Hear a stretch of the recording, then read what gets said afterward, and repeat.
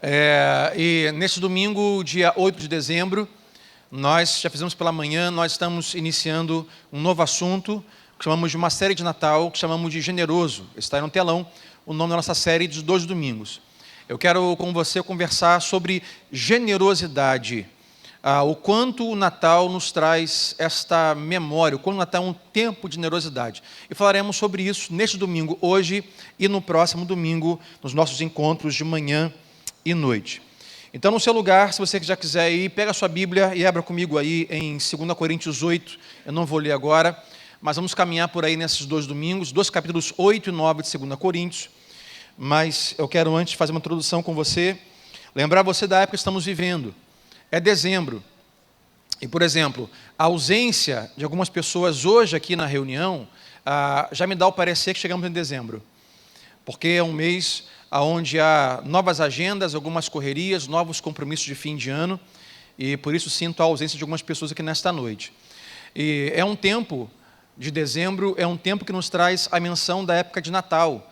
As vitrines já estão todas organizadas nos shoppings. Quem sabe a sua casa, a árvore de Natal já está montada. Na sua casa, quem sabe, o pisca-pisca já está aceso.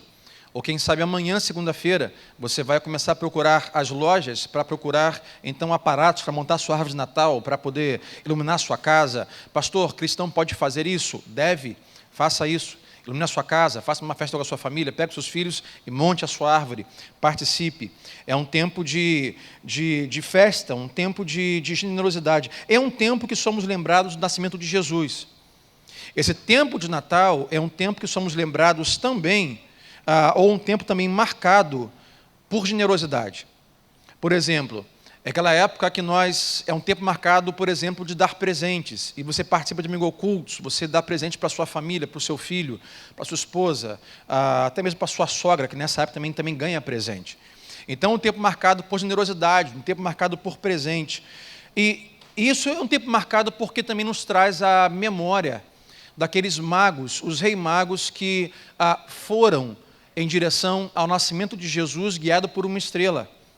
E o que eles levaram foi nada mais, nada menos do que presentes.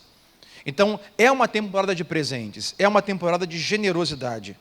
Por exemplo, é uma época que as pessoas costumam fazer, mesmo que não façam regularmente durante o ano, uma época que as pessoas costumam fazer contribuições financeiras a instituições, a asilos, a creches, a igrejas, sejam elas católicas, evangélicas, a procurar ONGs para dar presente para crianças.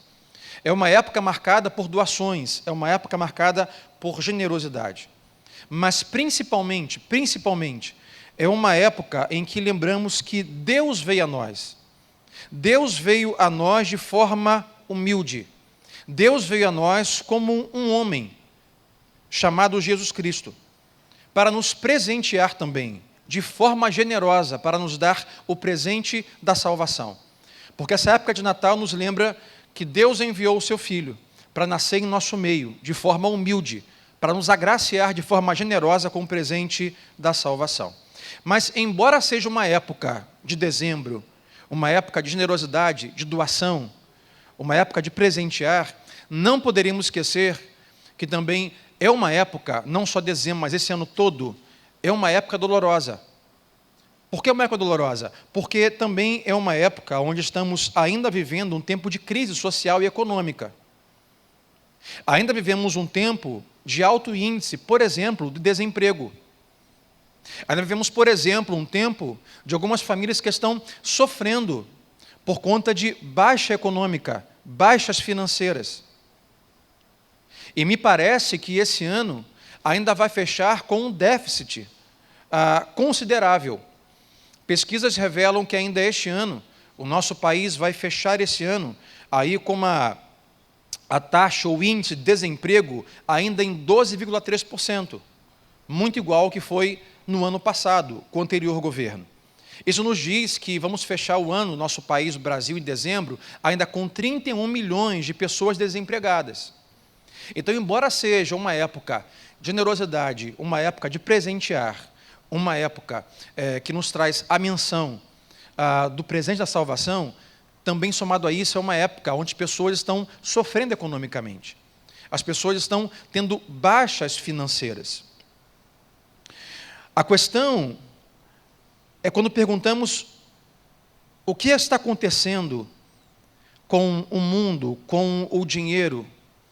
E lá embaixo os pastores falavam sobre isso, perguntavam, ei, alguém comeu carne nessa semana? O preço da carne está nas alturas. Estão dizendo, olha, e perguntaram, tem que comprar o bacalhau. Eu falei, rapaz, se carne está esse preço, o bacalhau não sei como é que está. Então, estamos em economia em queda, ao mesmo tempo que aumento de alguns itens necessários para a sobrevivência.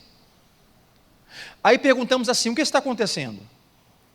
Por que a alta de alguns preços, por que o alto índice de desemprego e, principalmente, o porquê da devastação, da dor humana por conta da falta de dinheiro. Uma das coisas que poderíamos responder sobre a pergunta o que está acontecendo, uma das respostas que eu daria hoje aqui, é que uma das coisas que está acontecendo é o que o Deus do dinheiro está morrendo. O Deus dinheiro morreu. O que é isso, pastor? Quando a economia está em queda, a economia está ruim, há um problema grave porque muitas pessoas fazem do seu dinheiro o seu Deus. E se o seu Deus é o dinheiro, e o seu Deus está morrendo, e principalmente, segundo já disse até nosso presidente um tempo atrás, diz assim, olha, as coisas ainda vão ficar um pouco piores antes de melhorar.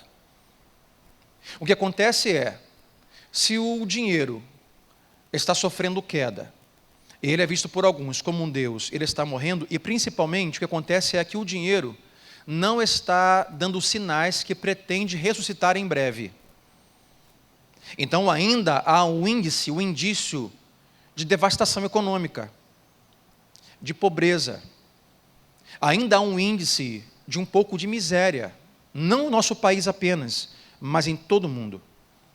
Então, se o Deus do dinheiro morreu, as pessoas estão enlouquecendo, porque o seu Deus, ao contrário do nosso Deus, não está anunciando uma ressurreição tão cedo.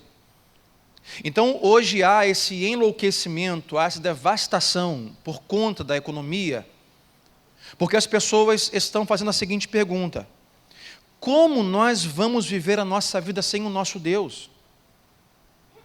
Como nós vamos viver a vida sem Ele? Aquele que nos deu alegria, segurança, conforto e paz. Como vamos viver a vida sem aquele que nos ajudou a fazer durante um tempo, aqui da terra, um pedacinho do céu? Como vamos viver sem esse nosso Deus? Que Deus é esse? Aqueles que fazem do dinheiro o seu Deus. Então, esse é um dos motivos que as pessoas hoje estão sofrendo tanto. Mas, pastor, todos não sofrem por conta de baixa econômica e ausência de dinheiro, de renda? Sim, todos sofrem. E é sobre isso que eu quero conversar com vocês esta noite, lendo a palavra de Deus. O que o apóstolo Paulo está ensinando uma igreja, como viver em tempos como esse.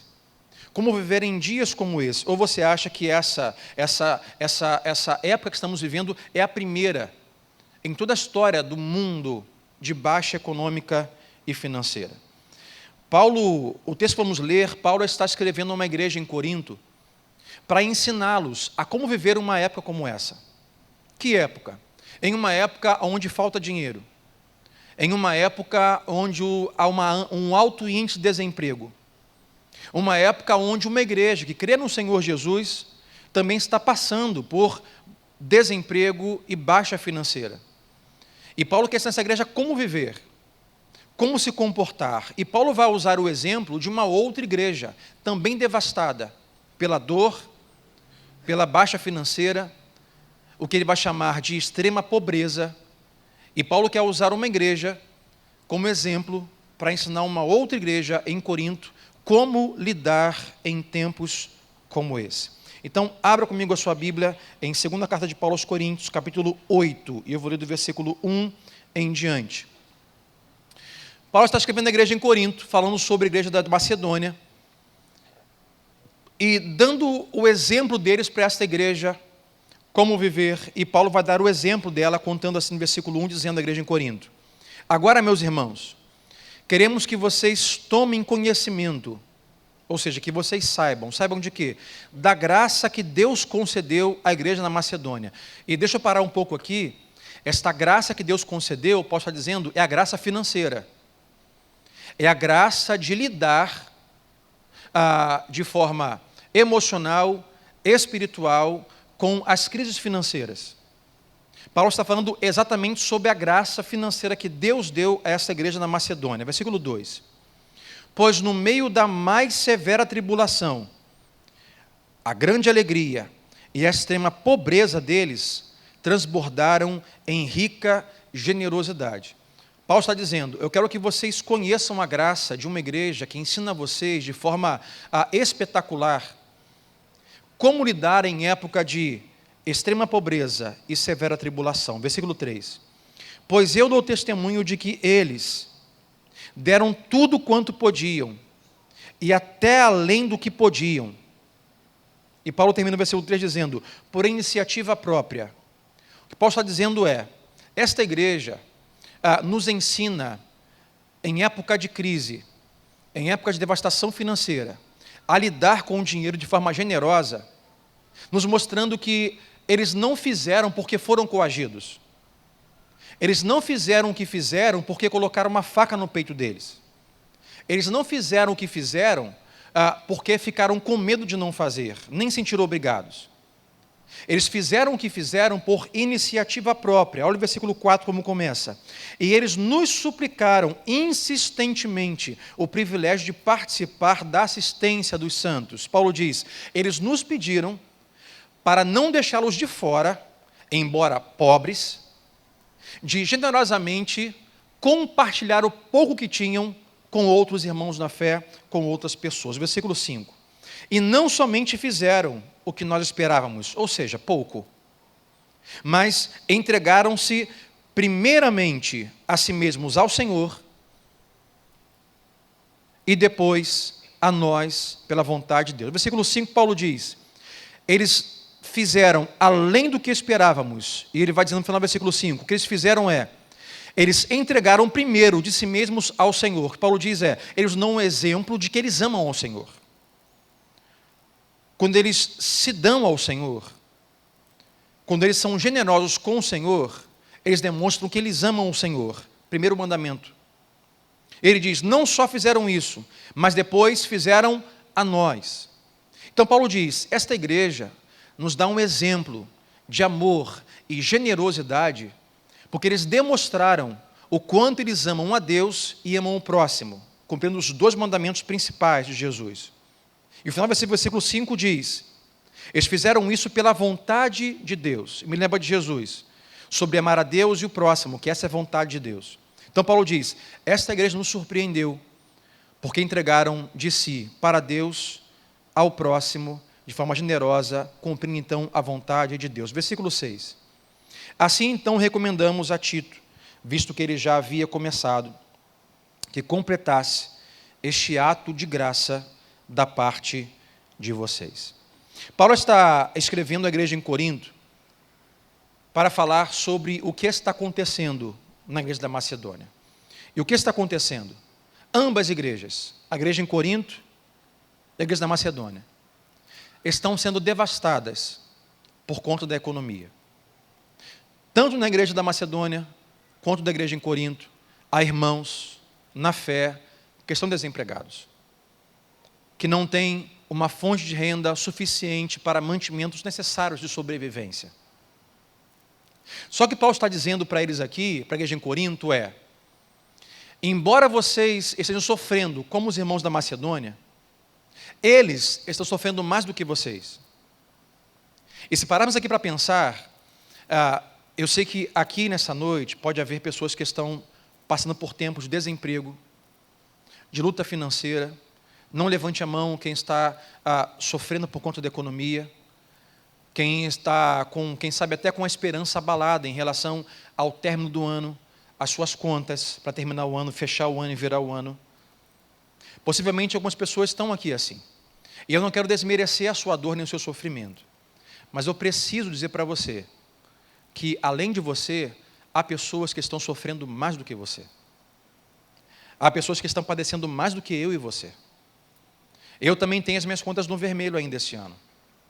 Eu já tenho compromissos a cumprir até o final do ano. Colégio dos filhos, matrícula. Mas, irmão, não vou nem começar para não começar a chorar aqui. Porque eu vou lembrar de matrícula, renovação, cartão de crédito e contas a pagar, para tentar virar o ano e começar um ano novo. E tudo de novo, e tudo de novo. De forma pessoal, familiar, ministerial. Agora, se nós colocássemos aqui a igreja da Macedônia, a igreja de Corinto, eu diria que nós não somos a igreja da Macedônia. Nós somos a igreja de Corinto. Porque por mais que tenhamos aqui hoje pessoas que enfrentam desemprego e dificuldades financeiras, mas nós estamos aqui hoje. Estamos aqui na casa do Senhor Jesus. Alguns vieram de carro próprio, outros vieram de Uber, outros vieram de bicicleta, alguns de ônibus, mas nós conseguimos chegar aqui. E quem sabe você, ao voltar para casa hoje, por mais que chegue em casa hoje, ser frito 2 ovos, e quem sabe é o que eu farei, não que eu não tenha carne, até tem carne lá que sobrou no churrasco que fizemos essa semana aí, mas é porque eu gosto mesmo de ovo. Mas por mais que eu chegue em casa e fale assim, olha, meus filhos não têm o que fazer, temos aqui ovos para fritar, você tem os ovos. Amanhã você pode acordar, tomar um café simples que seja e sair para trabalhar. Mas o que Paulo quer dizer à igreja de Corinto é, embora vocês sejam devastados, embora vocês estejam sofrendo crise econômica, eu vou contar para vocês a história, diria o apóstolo Paulo, de uma igreja muito mais pobre do que vocês. E olha como eles fizeram. E olha como eles se comportaram. E o apóstolo Paulo aqui, quando escreve a igreja em Corinto, o apóstolo Paulo marca esta igreja com 2 variáveis. Olha o versículo 2. No meio da mais severa tribulação. Paulo fala assim, os seus irmãos da Macedônia sofrem uma tribulação severa. E também diz mais na frente, e extrema pobreza.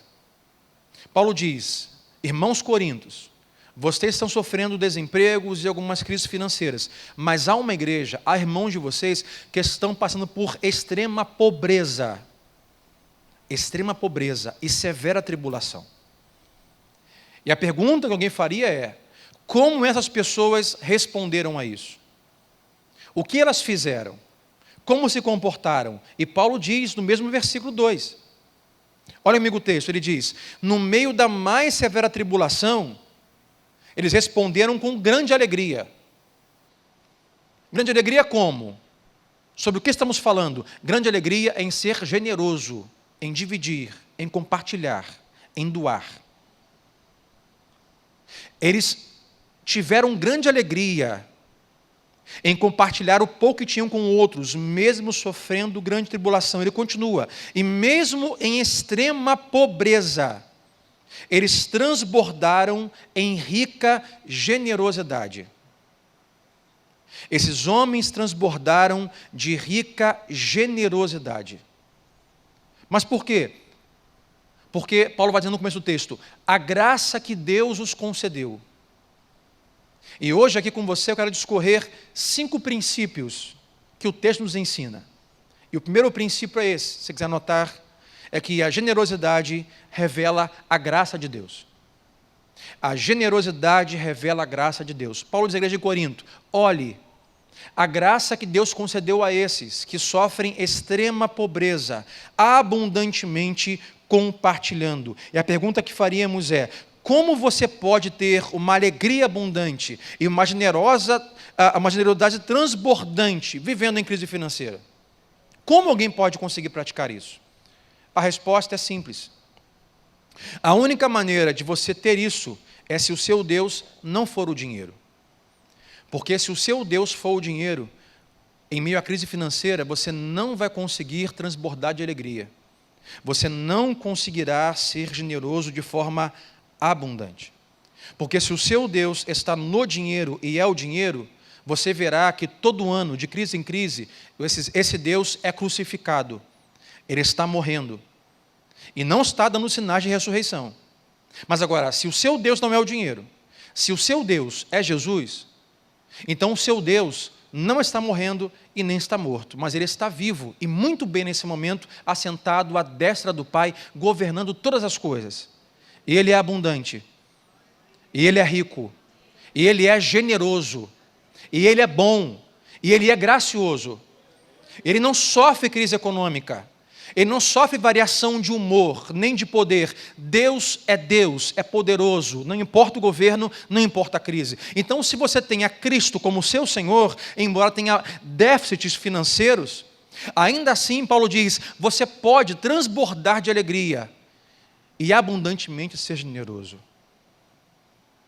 Porque a generosidade está dizendo quem é o seu Deus. E Paulo diz à igreja de Corinto, meus irmãos, agora chegou a hora de nós ajudarmos esses irmãos. Chegou a hora de nós ajudarmos outros irmãos. Eles diriam, mas como Paulo? Nós temos tão pouco. E Paulo conta essa história, olha, os seus irmãos da Macedônia tinham muito menos. E olha o que eles fizeram. É hora de vocês participarem. Mas deixa eu explicar alguma coisa cultural que acontecia aqui. Quando Paulo quer dizer à igreja no Corinto sobre a graça de Deus, que foi a graça de Deus que permitiu esses irmãos fazerem isso, porque se o Deus deles é o dinheiro, eles vão dizer, nós temos muito pouco, nós não podemos ajudar ninguém. Mas Paulo diz, é a graça de Deus que permite fazer isso. Sabe por quê? Naquela época, culturalmente, há algumas coisas que nós temos que eles não tinham em crises financeiras. Vocês têm uma crise financeira, você procura o seu banco, procura o seu gerente. Se tiver crédito, você pega o empréstimo e você paga as suas contas. Ou, em vez de... pega o empréstimo, vai até o banco, paga suas contas à vista e parcela o seu débito no cartão de crédito, não sei. Ou você pode, por exemplo, quem está ensinando a pobreza, pode recorrer, por exemplo, ao governo. Buscar um auxílio-desemprego, Bolsa Família, auxílio isso, auxílio aquilo.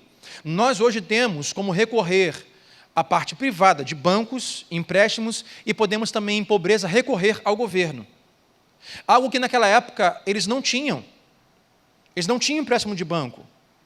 Muito menos um governo romano que os dava auxílio como os judeus. Isso, pelo contrário. Então, naquela época, culturalmente, como alguém pobre fazia? Alguém muito pobre procurava alguém que era rico e pedia dinheiro a ele. Isso era algo humilhante. E você então implorava alguém ou algumas pessoas para que te prestasse dinheiro. E se a pessoa te emprestasse dinheiro e te desse o dinheiro, você agora, como beneficiário, ele como seu benfeitor, você agora estava em dívida com ele. E culturalmente, você não pagava em dinheiro. Culturalmente, você não aliançava um bem. Culturalmente, você ficava refém agora de falar bem daquela pessoa. Como era? Se eu te empresto um dinheiro, naquela época, toma aqui o dinheiro para pagar a sua conta. Mas agora, eu como seu benfeitor, você como meu beneficiário, você agora tem uma dívida comigo. E a dívida era paga assim. Eu faço uma festa na minha casa, eu te ligo e falo assim, olha, vou dar uma festa aqui. Preciso que você venha e que você fale bem de mim. Que você conte quão bom eu fui para você. Que você diga às pessoas como eu te abençoei, como eu salvei você da sua dívida. Então, você tinha que ir à festa, pegar ali entre um canapé e outro, assim, gente, Sandro é bom demais, né? Sandro é uma pessoa excelente. Olha, se não fosse Sandro na minha vida, o que seria de mim? Se não fosse o dinheiro que Sandro me emprestou, olha, eu estaria frito. Sandro me salvou. Sandro salvou minha família. Sandro é demais. Entre um refrigerante e outro, você levantaria a minha bola. Era assim que se pagava a dívida. Então era uma relação de superioridade e inferioridade. Você ficava agora refém de fazer isso. Quando Paulo escreve à igreja em Corinto, para dizer que a graça de Deus permitiu isso acontecer, o que Paulo quer dizer à igreja de Corinto é, compartilhem, sejam generosos, mas não façam uso dessa cultura. O que Paulo diz é, pela graça de Deus, tanto aquele que recebe como aquele que empresta são beneficiários e não benfeitores. O que Paulo quer dizer é, aquele que recebeu a ajuda, como aquele que ajudou, são beneficiários, porque o benfeitor nesse caso é a graça de Jesus. O que Paulo diz é, vocês não são donos, vocês são mordomos. O que vocês têm foi Deus quem deu a vocês. Então, a vocês compartilharem com as pessoas, não ajam de forma superior, mas sejam humildes. O que Paulo ensina na igreja em Corinto é: compartilhe, dividam de forma generosa e diga: olha, eu vou te emprestar, eu vou compartilhar, eu vou dividir, eu vou abençoar, porque o que eu tenho não é meu. Foi Deus quem me deu. E se Deus me deu, Ele possibilitou que eu ajudasse você. Então Paulo diz: sejam todos humildes e não se sintam superiores aos demais.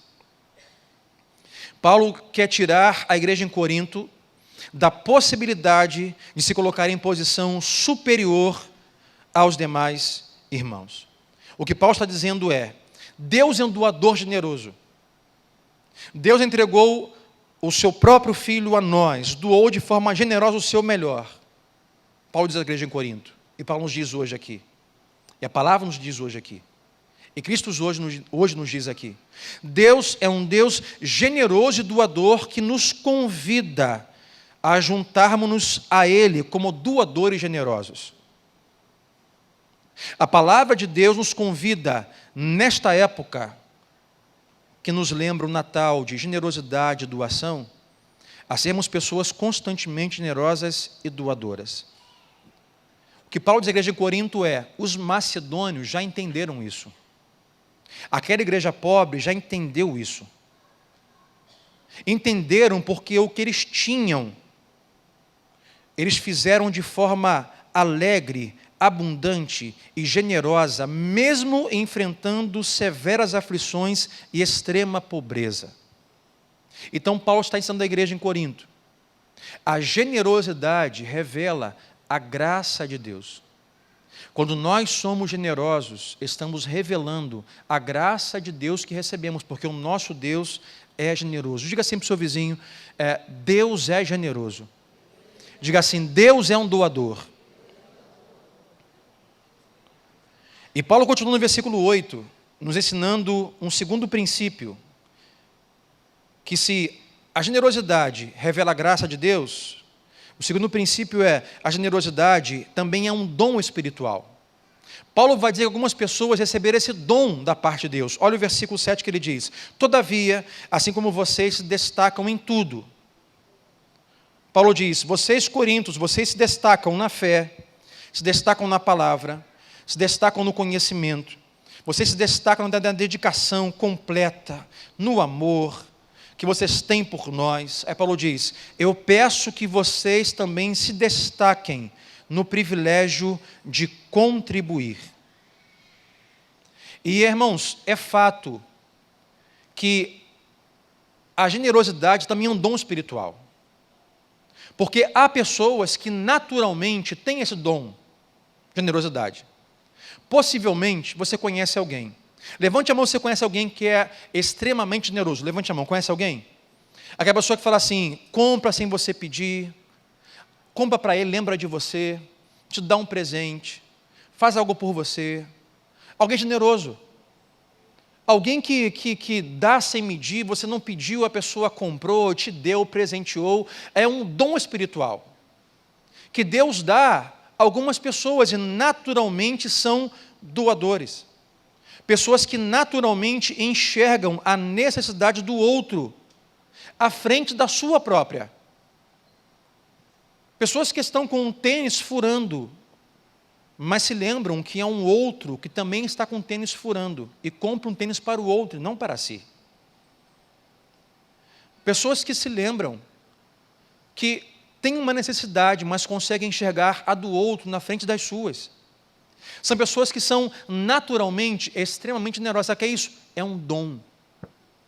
Paulo diz: eu peço que assim como vocês são feras, bons à beça na palavra, no conhecimento, na dedicação completa do amor, também sejam bons, destaquem-se no privilégio de contribuir, de ser generoso, de repartir, de dividir. Porque há pessoas que naturalmente procuram oportunidades para dar. Tem pessoas que não precisam ser coagidos para dar, mas há outro grupo de pessoas, eu não sei qual você se enquadra, que não tem esse dom. Mas ao invés de naturalmente de serem doadores, eles são tomadores. Não é domadores de domar com um D de dado, mas tomadores com um T de tomar. Naturalmente. O que é isso? Pessoas que naturalmente não têm os olhos para enxergar a necessidade do outro. São pessoas que naturalmente não estão procurando a necessidade das pessoas. Estão procurando as pessoas para suprirem as suas necessidades. Isso é comum. É natural do ser humano em pecado. Por esse motivo, aqueles que estão em Cristo, o que Paulo diz aqui, precisam dedicar-se a lutar mais contra isso para conseguir ser generoso. Por exemplo, para algumas pessoas é natural perdoar. Conhece alguém assim que perdoa de graça?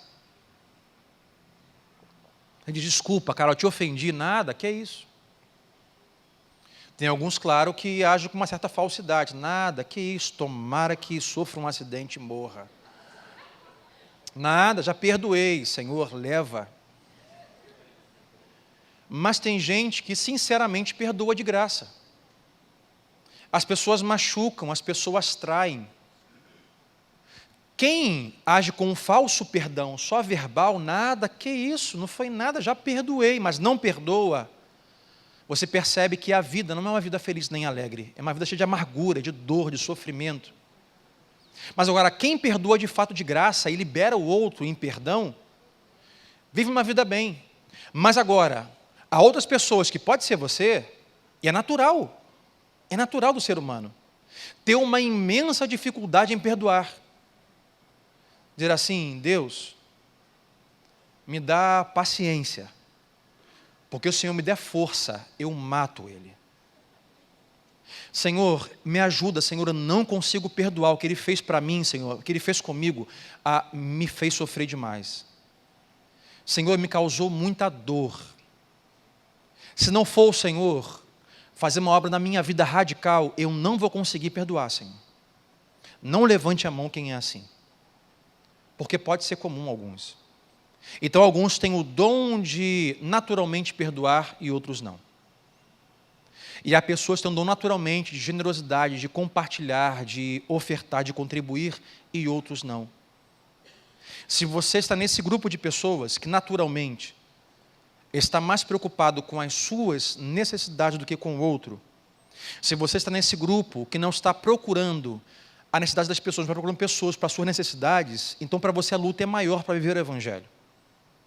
Então, por essa palavra serve muito para você.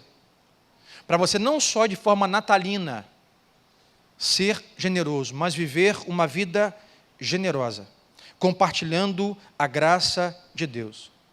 Porque todos nós precisamos contar com a graça de Deus para sermos generosos, irmãos, porque fala a verdade. Quando nós sabemos que alguém precisa de ajuda, pensamos assim, mas eu também preciso. Mas fulano precisa de uma contribuição, diga assim, eu também estou precisando. Nós tendemos a pensar primeiro em nós e depois nas pessoas. E é isso que Paulo está ensinando à igreja em Corinto. Generosidade, que não só revela a graça, mas generosidade que temos que rogar a Deus como dom espiritual para a nossa vida. E se vivemos uma geração hoje, onde cada vez mais cresce o número de pessoas que estão amando o dinheiro e usando as pessoas, porque isso é comum do mundo. Cada vez mais pessoas amam o dinheiro e usam as pessoas. Então, é uma boa temporada para os cristãos mostrarem ao mundo quem é Jesus e a sua graça, usando o seu dinheiro para amar as pessoas. E deixa eu abrir um parênteses aqui. Você pode amar com um abraço, você pode amar com um beijo, você pode amar com um passeio, você pode amar com uma palavra, você pode amar simplesmente ouvindo alguém desabafar. Mas você também pode amar dando dinheiro para alguém. Você pode também amar sendo generoso financeiramente com alguém. Porque há momentos que alguém precisa de um abraço, mas há momentos que alguém precisa de comida. Há momentos que alguém precisa apenas um ombro para chorar, mas há momentos que alguém precisa de um sustento, de um alimento na mesa. Então, o que Paulo está falando é especificamente sobre contribuição financeira, generosidade com as pessoas, com Deus e com o próximo. O terceiro princípio que Paulo nos ensina com esse texto é que a generosidade, ela é um lembrete da pessoa de Jesus Cristo. Eu vou repetir. A generosidade é um lembrete da pessoa de Jesus Cristo. Ou seja, quando nós somos generosos, nós lembramos quem Jesus Cristo é. A generosidade nos lembra da crucificação de Jesus. E de fato, o manuseio, o uso do dinheiro, é sim um reflexo das nossas convicções teológicas e bíblicas. Como nós usamos o dinheiro é uma reflexão da nossa teologia, de quem Deus é. Por exemplo, se você disser assim: pastor Sandro, eu acredito que Jesus morreu na cruz pelos meus pecados. Eu acredito que Jesus foi extremamente generoso para com a minha vida, me dando o presente da salvação. Eu perguntaria a você: quão generoso você tem sido pela causa e pela missão desse Senhor, que você diz amar e ser generoso? É a pergunta que faremos. Aí você depois diz assim: mas pastor, o que o dinheiro tem a ver com a minha espiritualidade? Tem tudo a ver. Tudo a ver. Porque se você acredita que Deus é generoso, você deve ser generoso. Se você acredita que Deus é um Deus doador e não tomador, que Ele nunca tomou, mas sempre entregou, então você deve ser alguém doador. Se você acredita que Deus ajuda as pessoas, então você deve ajudar as pessoas. Mas por quê? Porque foi assim que Deus tratou você e tratou a mim. Deus foi extremamente e continua sendo generoso comigo e com você. Deus foi totalmente generoso ao doar de si, através do seu Filho, para morrer por nós. E quando dizemos: olha, eu creio que Jesus morreu e que isso foi o maior, não só a maior manifestação de generosidade para com a minha vida, e se esse é o evangelho que eu creio, se essa é a minha fé, o convite que eu tenho é imitá-lo, é fazer como ele faz. Então Paulo diz que a generosidade é um lembrete da pessoa de Jesus. Olha comigo o versículo 8 e 9 que ele diz. Paulo diz à igreja de Corinto: eu não lhe estou dando uma ordem, mas quero verificar a sinceridade do amor de vocês, comparando com a dedicação dos outros. Aí Paulo lembra: pois vocês conhecem a graça de nosso Senhor Jesus Cristo, que, sendo rico, se fez pobre por amor de vocês, para que por meio da sua pobreza vocês se tornassem ricos. O que Paulo diz é: eu agora gostaria de ver na vida de vocês um amor sincero, que entendeu o que Jesus fez por vocês e te convidou a fazer pelo reino e pelo próximo. A lembrar a vocês que Jesus, embora rico, cheio de glória, de nada precisando, totalmente suficiente e completo, deixou a sua glória, se fez pobre como você. Jesus nasceu não num palácio, mas uma simples manjedoura, em uma família pobre. Cresceu em um lugar pobre. Se Jesus viesse ao mundo hoje, ele não seria filho de um parlamentar. Se eu posso dizer, ele não seria um Bolsonaro. Ele não seria um da família Sarney. Jesus viesse hoje, na nossa época, possivelmente, durante 30 anos, Jesus trabalharia em um estaleiro com seu pai José. Jesus naquela época cumpriu ofício de trabalho da classe trabalhadora. Ele era um carpinteiro com seu pai. Jesus hoje estaria soldando navios, construindo plataformas. Esse seria Jesus. Se fez humilde, se fez pobre, sofreu dores, teve um ministério que não tinha nenhum tipo de fins lucrativos, mas dependia de oferta de homens e mulheres para poder comer, comia de favor na casa de Marta, Maria, Lázaro e outros. Se fez pobre, se entregou. Sabe para quê? para que nós hoje pudéssemos estar aqui. Para que nós recebêssemos o presente generoso da salvação. Para que nós tivéssemos toda a consequência da condenação do nosso pecado, que era a morte, pago, vencido. Para que eu e você hoje tivéssemos a vida eterna em Cristo Jesus. Generosidade máxima. E Paulo diz, quando vocês são generosos, quando vocês são abençoadores, quando vocês olham além das suas necessidades, a necessidade da missão de Jesus, do próximo, do pobre, da viúva, do reino, vocês estão lembrando a si mesmo e aos outros quem Jesus é, o que Ele fez. Porque, irmão, não há como ser, eu diria a palavra, tomador e avarento, ao mesmo tempo enquanto você pensa em quem Jesus é, o que Ele fez. Porque o amor de Cristo, uma das coisas que faz nos deixar constrangidos do seu amor, é a sua generosidade de doação. Então, quando alguém bate à sua porta, quando alguém lhe pede uma ajuda, quando o reino de Cristo convida você a participar na missão de Jesus, se você traz à memória o que Cristo fez por você, não há como você dizer assim, olha, eu posso ter pouco, eu não tenho muito, mas eu posso repartir com você, porque a graça que Cristo fez por mim, eu quero passar adiante e lembrar quem Jesus é. Jesus é um Deus doador, é um Deus generoso.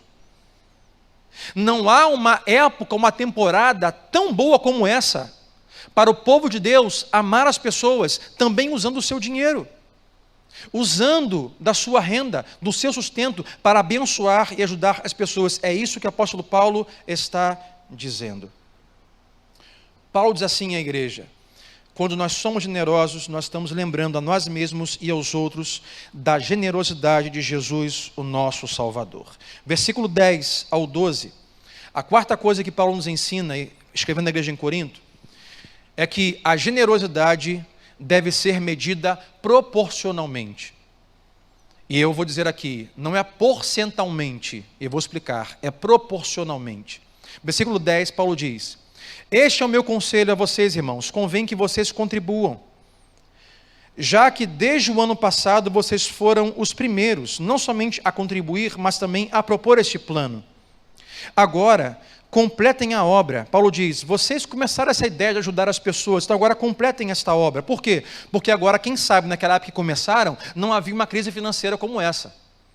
Agora, embora tenha chegado a dificuldade, vamos completar esta obra, para que a forte disposição de realizá-la seja igualada pelo zelo em concluí-la, de acordo com os bens que vocês possuem. Então Paulo diz, continue ajudando, baseado no que vocês têm. Versículo 12, porque se há prontidão, a contribuição é aceitável, de acordo com aquilo que alguém tem, e não de acordo com aquilo que você não tem. Paulo diz ajudem as pessoas. Como ajudar? Qual é a proporção disso? Qual é a proporcionalidade disso? É o que você tem. Ajude as pessoas, é a missão de Cristo, com aquilo que Deus possibilitou você a fazer.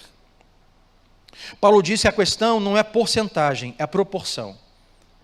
Aí, por exemplo, vou abrir aqui um leque que é importante, de repente, para a dúvida de alguém. Pastor, mas o dízimo, a contribuição para o reino, para a missão, então, segundo a lei, não são os 10%, não é isso que tem que fazer, dar uma porcentagem para o reino e me ausentar e estar isento de qualquer tipo de cobrança ou consequência. Vale dizer que dízimo não é IPTU, dízimo não é taxa de incêndio do seu prédio, que você paga uma taxa. E ano que vem a gente fala sobre isso, mês que vem fala sobre isso. Paulo não está falando sobre porcentagem. Mas, pastor, o dízimo não é a porcentagem de 10%? Pesquisas revelam, se você for acompanhar a Bíblia, que no Antigo Testamento, os primeiros frutos, o dízimo, era entregue ao Senhor antes de ser entregue os impostos do governo. Pastor, o que é o dízimo? Para você que está novo na fé, para você que está conosco aqui de uma outra comunidade de fé, pastor, o que nós temos como dízimo biblicamente falando? Antigo e Novo Testamento. A 10ª parte da sua renda, os primeiros frutos, antes dos seus impostos, antes das suas contas, separe a sua contribuição de fé e obediência ao Senhor. Isso é o dízimo. Então, pastor, contribuir, estou isento. Não, Paulo está ensinando não sobre porcentagem, mas sobre proporcionalidade. O que é isso? Se você investigar Antigo e Novo Testamento, você tem ali uma entrega de 10% para a missão do reino, mas além disso, os judeus contribuíam para o mantimento dos pobres, das viúvas, dos necessitados e dos órfãos. Além disso, eles contribuíam para manter o serviço levítico, aqueles que viviam integralmente para o reino do Senhor e não podiam trabalhar. Eles não podiam ser carpinteiros nem pescadores, mas viviam integralmente para o templo do Senhor. Então eram ofertas que o povo de Deus dava para manter os seus sacerdotes. Mas além disso, o povo também contribuía para que as festas fossem feitas. Porque o dinheiro do sacerdócio é do sacerdócio. O dinheiro para o templo é para o templo e a adoração. Mas também tem as festas. Ou seja, se você for olhar até o Antigo Testamento, era mais ou menos 25% da renda de cada judeu, de forma generosa de contribuição. Mas nós não trabalhamos, Paulo não ensina a sua generosidade baseada em porcentagem.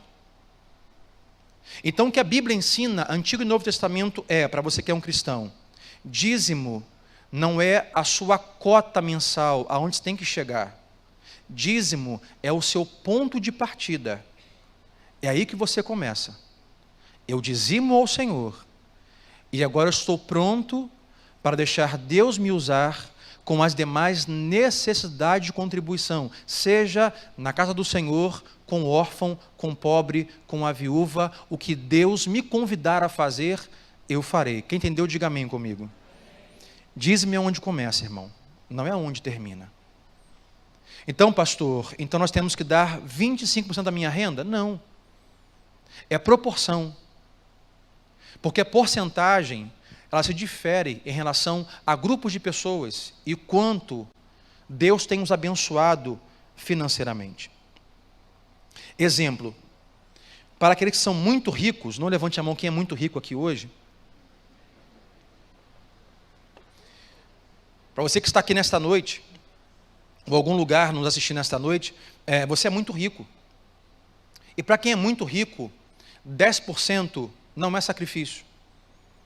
10% não dói. 10% ninguém sente. Vou te dar um exemplo.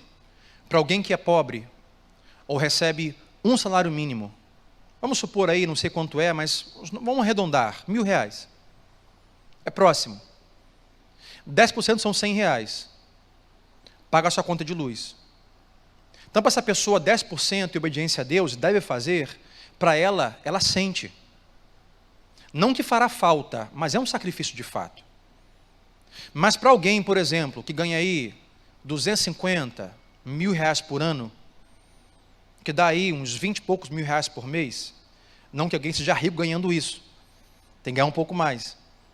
Mas vamos supor que você ganha aí 200 mil reais por ano, hein, Marquinhos? Está quase, Marquinhos. A ideia é chegar lá, né, Marquinhos? Alguém ganha aí, pastor, ganhando 300 mil reais por ano, pastor, ganhei meus 25, 30 mil reais por mês. Não tem nenhum problema. Eu trabalhei, eu estudei, Deus me abençoou, eu tenho uma empresa, eu ganho isso. Eu não, tá, gente? É só aqui estou conjecturando. Para esta pessoa, 13 mil reais por mês de dízimo não é um sacrifício. Não dói. Não sente. Porque ainda restam 27 mil reais para ela. Claro que ela pode fabricar para si um padrão de vida tão elevado que 1 centavo fará diferença para ela. Mas é isso que Paulo ensina. Paulo diz que a generosidade, ela deve ser proporcional. Então, quem tem mais, dá mais. Quem tem menos, dá menos. É proporção, não é porcentagem. Porque algumas pessoas não conseguirão ser generosas porque entrarão no nicho, entrarão ali no dilema da porcentagem. Bom, o que Deus requer de mim é o meu dízimo. Não, isso é aí que começa. Deus requer de você generosidade. Porque você vai dizimar, você vai ofertar, você terá a oportunidade de ajudar alguém na rua, a suprir uma família, ajudar um parente, a ajudar alguém que a igreja requeira que você ajude, convide a fazer. É generosidade e é proporcional. Quanto mais eu tenho, maior oportunidade eu tenho de ser generoso. É isso que Paulo está ensinando. É isso por isso que Jesus usa o exemplo daquela mulher viúva com os ricos. Os ricos possivelmente deram o que tinham que dar, uma porcentagem. Jesus diz, olha esta mulher, que deu uma moeda. Mas o que ela deu, embora fosse tão pouco numericamente em relação aos ricos, Jesus levanta a bola dela e diz, olha o exemplo dela. Ela deu tudo o que tinha, ou seja, ela deu o seu melhor. Paulo não nos ensina a darmos tudo o que temos. Jesus diz, para ela o que ela deu foi generoso. Para ela custou alguma coisa.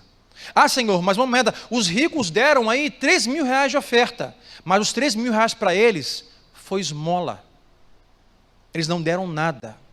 Não é simplesmente porcentagem, é proporção e generosidade. Olha para o seu vizinho e diga assim, Jesus está convidando você a ser generoso. Diga para ele, Jesus está convidando você a ser generoso.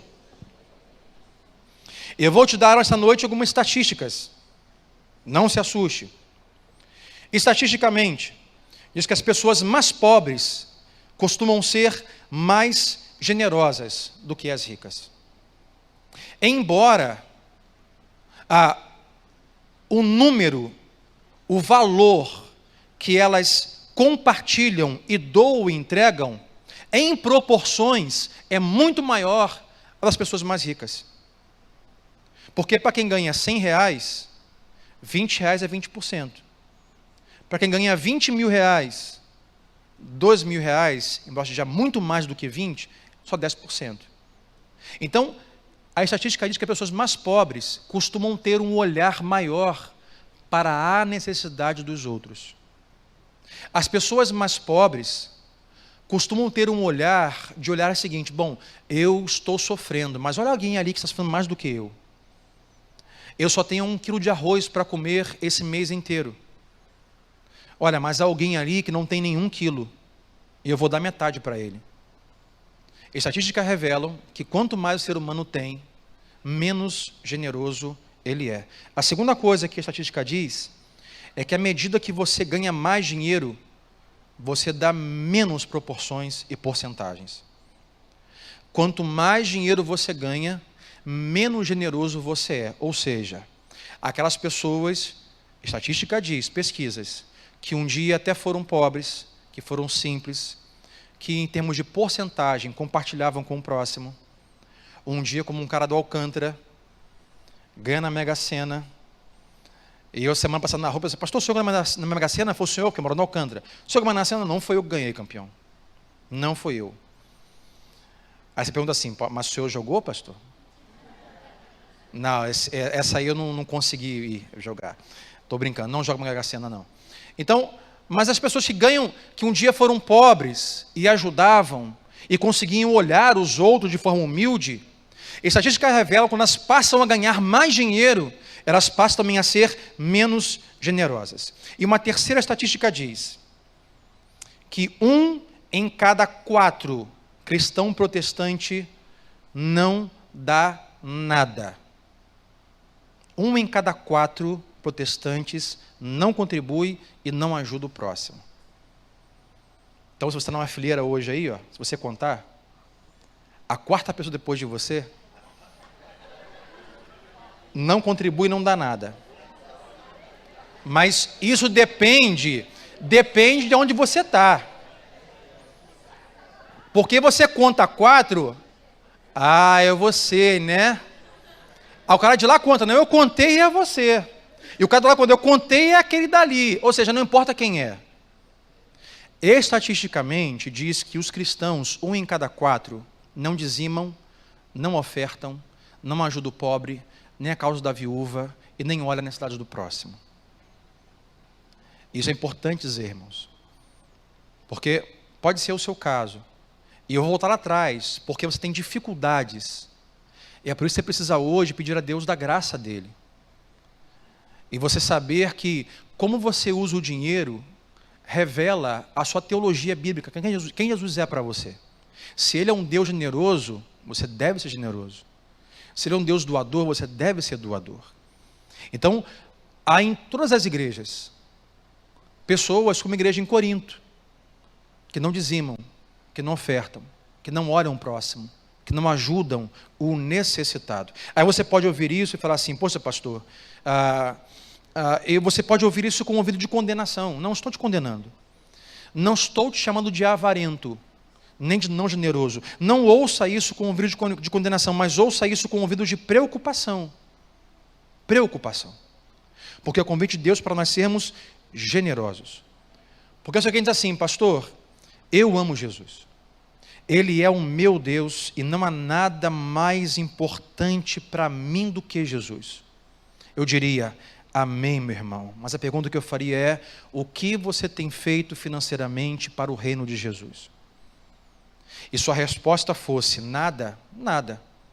Então eu diria: olha, Jesus não é a sua prioridade. A mesma coisa eu diria para um pai de família. Hoje temos aqui casais que fizeram o curso Casados para Sempre.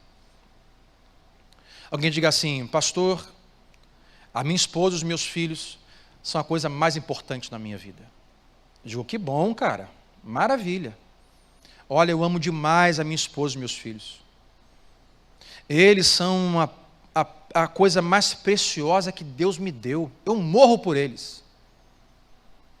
Eu diria: que bom. Me mostre o seu extrato bancário.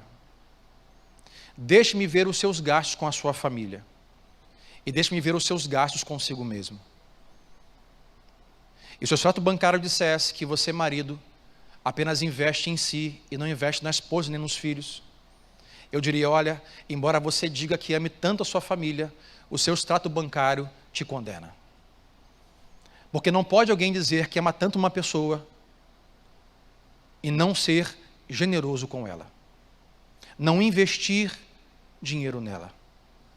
Então o seu extrato bancário diz de fato que você, embora diga que ame tanto a sua família, o seu extrato bancário, ele vai contra você. É o que Paulo está dizendo. A generosidade deve ser proporcional. Isso nos fala do amor e da igualdade, que é o nosso quinto princípio a aprender e último. A generosidade permite a igualdade. Olha comigo o versículo 13 a 15 que diz. Paulo diz: meus irmãos, nosso desejo não é que os outros sejam aliviados enquanto vocês são sobrecarregados. É como muitos podem pensar: mas pastor, o que Deus pede de mim é que eu alivie a dor dos outros enquanto me sinto sobrecarregado? É que eu pague as contas de alguém enquanto as minhas fiquem sem pagar? É que eu ajude a aliviar o sofrimento de alguém enquanto eu fico sofrendo? Paulo diz: não, não é isso que eu estou ensinando. Ele diz: eu peço a vocês que vocês façam para que haja o quê? Para que haja o quê? Igualdade. Igualdade. No presente momento, olha o versículo 14. No presente momento, a fartura de vocês suprirá a necessidade deles, para que, por sua vez, a fartura deles supra a necessidade de vocês. Então haverá igualdade. Paulo diz: o mundo dá voltas. Hoje vocês que têm um pouco mais, supram a necessidade deles, porque chegará o tempo que eles então terão que suprir as suas necessidades. Há igualdade. Como está escrito, versículo 15, e Paulo vai mencionar o maná que Deus enviou para o povo no deserto. Paulo cita as palavras do Antigo Testamento que diz: quem tinha recolhido muito, não teve demais, e não faltou a quem tinha recolhido pouco. Deus está dizendo, através do apóstolo Paulo e a nós nesta noite, a generosidade é para que haja e para que permita igualdade entre os seres que foram criados à imagem e semelhança de Jesus Cristo. Não podemos esquecer, meu irmão, que Deus ama as pessoas. Que Deus não só nos ama aqui nesta noite, que Deus ama a sua criação, que Deus ama a sua imagem e semelhança, que Deus ama você que está bem na sua empresa, mas também ama aquele que está nesta noite aqui do seu lado, que não está bem financeiramente. Que Deus ama você que está bem saudável, mas também ama aquele que está hospitalizado. que está entrevado em um leito de hospital ou em vícios de morte. Deus ama o cristão fervoroso e Deus ama a prostituta e o drogado. Deus ama as pessoas e Deus convida o seu povo a contribuir, a dividir para que haja igualdade. E se as pessoas são importantes para Deus, elas também devem ser importantes para nós. Se o bem-estar das pessoas é importante para Deus, também deve ser importante a nós. Por causa de Jesus, todos os cristãos estão diante do Pai de forma igual. Para Deus, através de Jesus, o seu sangue, nós não somos diferentes, embora tenhamos cor diferente de pele, brancos, negros, homens e mulheres, velhos, adolescentes, jovens, ricos e pobres. Diante do Pai, todos nós somos iguais. Há igualdade. Porque essa não só é a vontade, mas é quem Deus é. Um Deus que agir de igualdade para as pessoas. E Deus permite que nós sejamos usados por Ele para proporcionar igualdade no mundo. Se você olhar a história da igreja, os grandes marcos da história de luta a favor ou contra a escravidão negra, ou contra os favores e igualdades sociais, vieram de pastores e pessoas que entenderam o Evangelho. Deus vê a todos de forma igual. Aí eu diria assim, então pastor, por que nós não temos casas iguais, carros iguais, salários iguais, roupas iguais, corpo igual, dinheiro e conta bancária igual? Por que Deus não nos dá tudo igual? Meu irmão, o nome disso não é evangelho. Isso que você está pensando, o nome disso é socialismo e comunismo, não é evangelho. É o governo que quer dar todo mundo tudo igualzinho para que não hajam guerras nem dissensões. Não é assim que Deus faz. O evangelho é sobre ir além do governo. O convite de Deus é para que o seu povo vá além daquilo que o governo pode providenciar. A parte do governo é dar educação a todos, sim ou não? Dar saúde a todos, dar economia boa a todos, dar oportunidade de emprego a todos. Isso é parte do governo, não é parte de Deus. O convite de Deus é para que nós possamos ir além daquilo que o governo tem que fazer. É nós proporcionarmos igualdade além do governo. O governo falhou, nós estamos ali para ajudar as pessoas. Há alguém sofrendo, alguém pobre, alguém doente, alguém que está carecendo de ajuda, sermos generosos, não coloque a culpa, não despeje a responsabilidade no governo. Pastor, semana veio alguém na minha casa lá, bateu na minha porta lá, todo sujo, remelento, moço, não dá dinheiro para comer. Eu digo assim, eu não tenho nada a ver com isso, pastor, sabe por quê? Isso é culpa do governo. Perguntei para ele, você votou em quem? Ah, votei no fulano, viu? Aí, bem feito, a culpa é sua. Eu não tenho nada a ver com isso, eu não votei nele. Não é isso que Deus nos convida. Não é isso que a Bíblia ensina. Então, Deus quer nos usar para nós atingirmos igualdade na medida do possível. E para concluir, se você entende o Evangelho, que tudo que lhe foi dado por Jesus, você deve entender o que você tem que fazer com isso.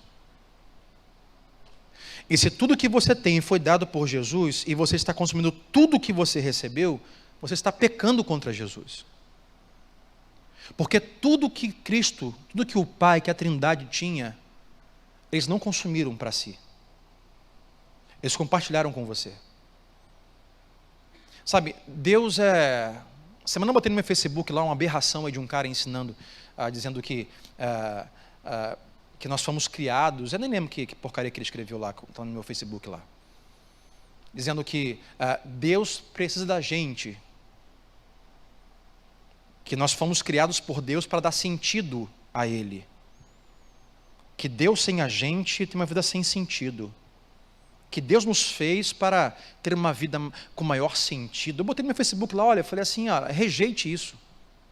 Deus, em sua eternidade, antes da criação, Pai, Filho e Espírito Santo, são perfeitos e completos. A relação entre eles é perfeita. O amor entre eles é perfeito. A doação entre eles é perfeito. A vida entre eles é perfeita. Deus não precisava criar a gente. Deus não precisava de nada para ser feliz, nem precisa. Deus é soberano, é suficiente, Ele é completo. Mas ainda assim, Ele decide nos criar para a sua glória. E decide soprar em nós da sua própria vida, não uma outra vida comprada numa loja de magazine, mas a sua própria vida nos deu. Nos fez a sua imagem e semelhança. E doou de si, sem precisar, nos entregou de si, compartilhou conosco a sua própria vida. Isso é o Evangelho. Mas nós, em Gênesis 3, através de quem nos representava, Adão e Eva, pecamos contra o Senhor. Nós fomos contra a vontade de Deus, a sua palavra, e desobedecemos. E com isso, tivemos consequências. Fomos separados de Deus. Recebemos como condenação, para dizer aos romanos, que o salário do pecado é a morte. Poderia estar bom, poderia parar aí. Nós escolhemos. Como pobre, você que votou nesse vereador, está sem água lá, vai procurar o vereador, não procura não, porque não foi eu que votei nele. Deus poderia ter dito, olha, você que escolheu comer desse fruto, então você se vira, dá o seu jeito. Mas se não bastasse, Deus nos amou, nos ama tanto, que mais uma vez se entregou de si, e compartilhou conosco de novo, a sua vida, através do presente da salvação, enviando o seu Filho na cruz do Calvário. Sabe o que é isso? Extrema generosidade. E tudo que temos, o dinheiro que você tem, o que você recebeu, não é que você é um grande benfeitor e merecedor, é a graça de Deus sobre a sua vida. Porque basta um sopro de Deus e a sua vida deixa de existir. Nós somos tão frágeis que o mosquito pica a gente e a gente morre.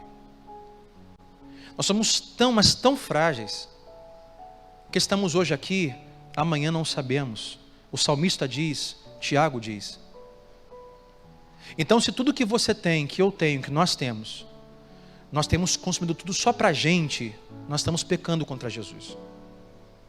E essa época de Natal, e o ano que está por vir, e a crise que estamos vivendo, é uma boa temporada para você manifestar a graça de Deus através da generosidade.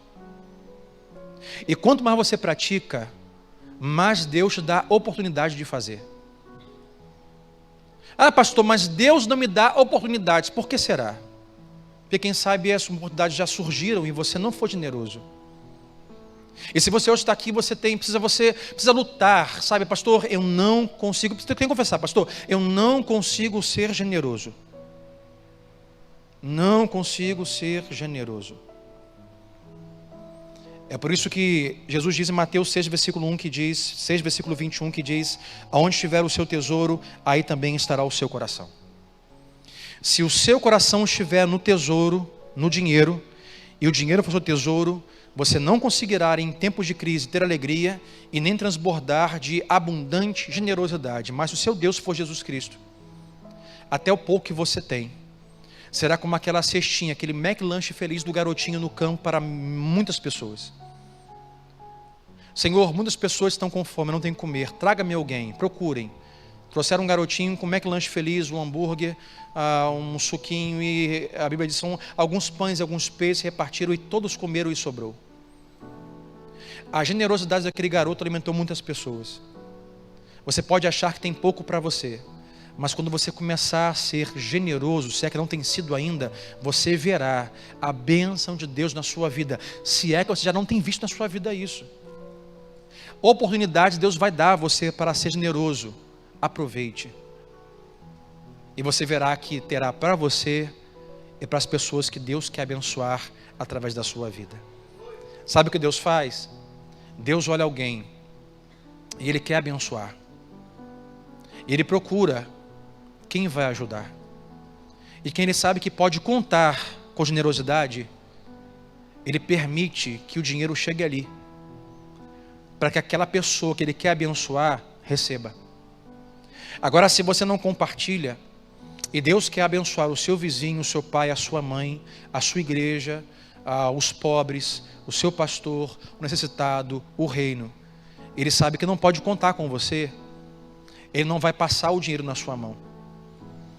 Mas quando sabe que pode contar com você, ele passa aquele dinheiro na sua mão, porque sabe que você vai contribuir. Vão bater na sua porta e você vai dar a compra. Vão bater no seu vidro do seu carro e você vai dar aquele dinheiro para alguém comprar uma fralda para um filho que está sem fralda. Você vai se reunir com os irmãos e você vai ofertar abundantemente. Você vai olhar ao necessitado. Você vai comprar a missão de Jesus. Então Deus abençoa. Deus abre a porta. Então hoje, o convite para nós é olharmos Jesus Cristo, o mais generoso que já existiu, e nos convida a sermos generosos. Quero convidar você a orar. Fique de pé comigo nesta noite. Se você não for generoso com Deus e com as pessoas, isso revelará o quanto do amor tem em seu coração, porque amor, e vale aqui os casais, me escutem os casais e a igreja, amor não é o que você diz, nem o que você sente, mas amor é o que você faz. Søren Kierkegaard, um filósofo antigo alemão, ele diz assim: o amor é obra do amor. O amor é obra do amor. Amor é a manifestação, é ação, é obra. Amor é o que você faz. Então, uma forma de você dizer o quanto você ama a sua esposa, o seu marido e a sua família, é ser generoso com eles, na multiplicidade de oportunidades.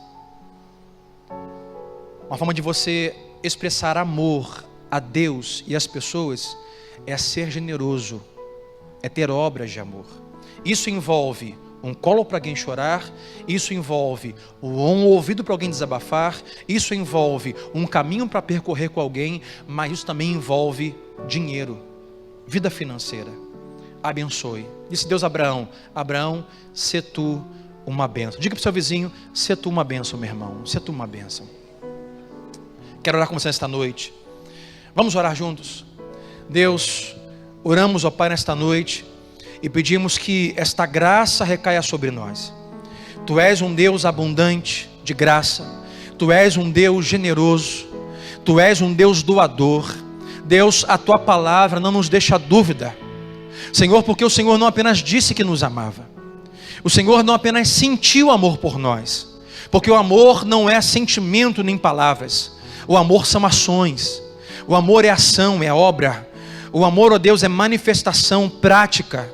O Senhor demonstrou o seu amor por nós. A tua palavra, diz o apóstolo Paulo, diz: porque Cristo demonstrou o seu amor por nós na cruz do Calvário. O Senhor demonstrou o quanto nos ama, morrendo por nós naquela cruz. O Senhor se entregou, foi generoso, compartilhou conosco a tua glória. E Deus, estamos aguardando, Maranata, o dia em que o Senhor virá sobre as nuvens do céu para buscar a tua noiva, a tua igreja. O dia, ó Deus, que um dia nós estaremos contigo face a face, e lá não haverá mais choro, nem lágrima, não haverá mais dor, não haverá mais crise econômica, não haverá mais miséria, não haverá mais falta de pão, não haverá mais falta de luz, porque o Senhor é o pão da vida, o Senhor é a luz do mundo. Estaremos contigo para sempre, e isso só será possível, só é possível porque o Senhor se entregou na cruz do Calvário por nós.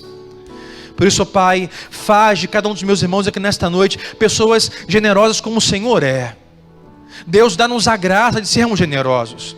Generosos em nossa agenda, em nosso tempo, com os nossos ouvidos, com os nossos braços, mas também generosos financeiramente. O apóstolo Paulo diz: veja, Corinto, como o Senhor deu graça financeira aos meus irmãos da Macedônia, que embora em severa tribulação e extrema pobreza, estão pedindo, rogando, insistindo para não ficar de fora da ajuda aos outros santos do Senhor e também a Deus. Deus, dá-nos esta graça.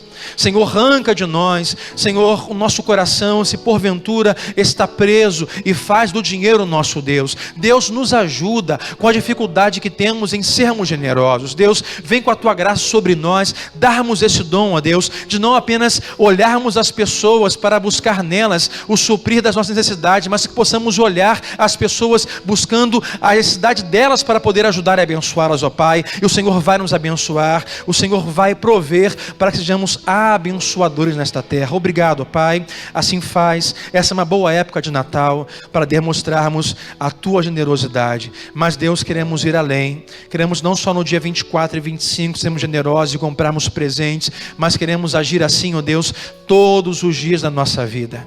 Sejamos generosos na tua casa, nas ofertas, nos dízimos. Deus, com o necessitado, com os pobres, com a viúva, com os familiares, com os carentes. Deus, nos ajuda. É assim que pedimos e rogamos, dá-nos esta graça, em nome de Jesus, e todos digam amém e amém. Olá, obrigado por assistir ao canal da Nova Vida SC no YouTube. Se você gostou dessa mensagem, clique no botão de inscrição aqui na sua tela e assim você não vai perder nenhum conteúdo desse ministério. E também nos siga nas redes sociais. Mais uma vez, obrigado e Deus abençoe.